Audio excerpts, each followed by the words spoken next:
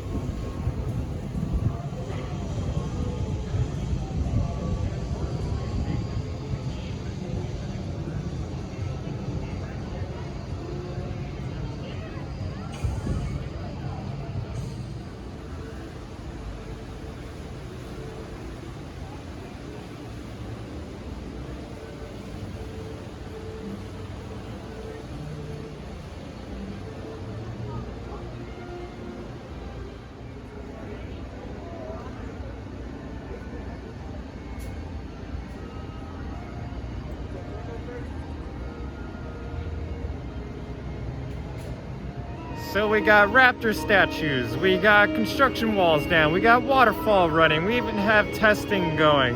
Not right now, of course, unfortunately, but it's coming along real quick. I'd say it's gonna be open this spring, definitely this summer. Can't wait.